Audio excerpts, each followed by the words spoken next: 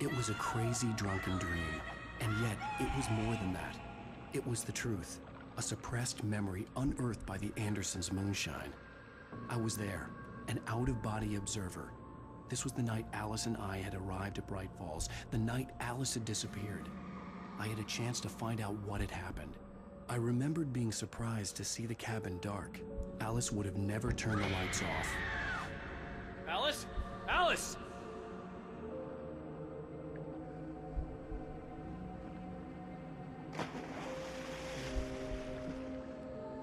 I remembered thinking I caught a glimpse of her form underwater, sinking into the darkness. Diving after her was the last vague memory I had of that night. After that, the next thing I could remember was waking up behind the wheel of the crashed car and finding the first pages of the manuscript.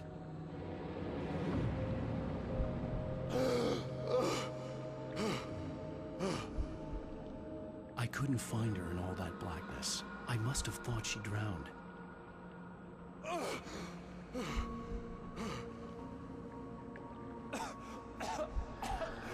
Alice! Jagger had Alice, Alice! and so she had me. Alice!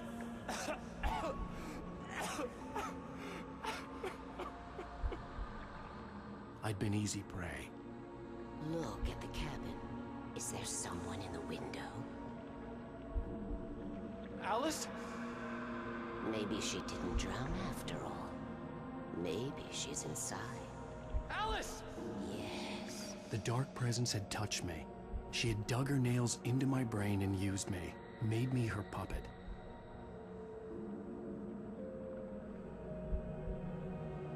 She must be here somewhere. Maybe upstairs. Alice! That's where she is. You can apologize. Alice! Thing together and put it Alice? behind you. She's not here. You were foolish to think so. No, she's dead. She drowned. No, no, no! It's your fault your wife is dead. You are guilty. All she wanted was to help you right.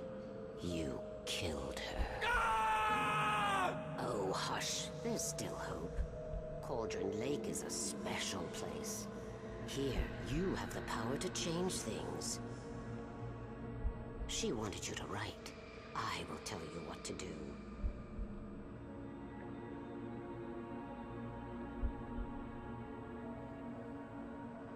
You can write her back. The story will come true, and all will be well again. She had Alice, and the manuscript was the ransom for her.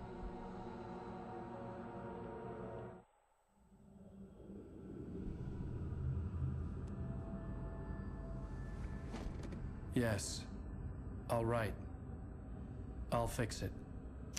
I'll bring her back.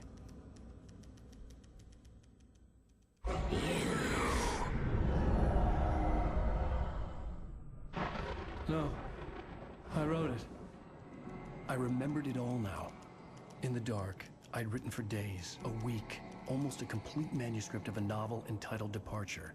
Jagger had been my editor, whispering in my ear, making sure that the unfolding story would make her more and more powerful. I thought I was saving Alice. Even with the cobweb she put in my head, some part of me had been aware enough to write my escape into the story, to bring a light into the cabin to release me before I could finish, to interrupt the horror story before the ending, where darkness consumed everything and everyone. Zane was weak and far away, but I had written him into the story, and his light had been enough to set me free. It isn't here now. I'm here because it was written. I brought the light to set you free. You must hurry. It will know I'm here. It will be back soon. It stole the skin of my Barbara a long time ago. She looks so old.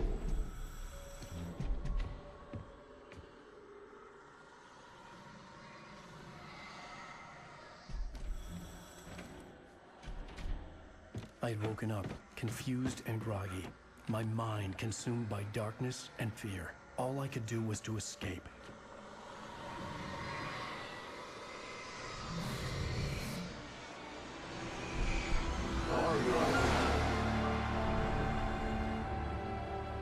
The week spent in the cabin had taken its toll. I was barely conscious, and fading fast. It had to have cost Zane terribly, thrown him even deeper into whatever dark place he now haunted. But he had managed to weaken the dark presence, kept me safe that night.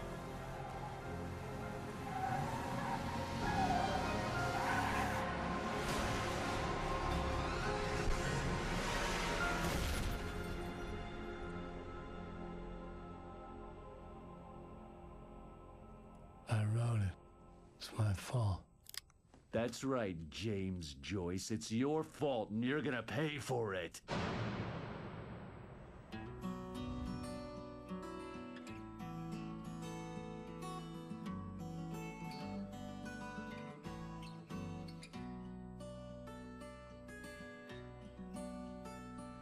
There's an old town road with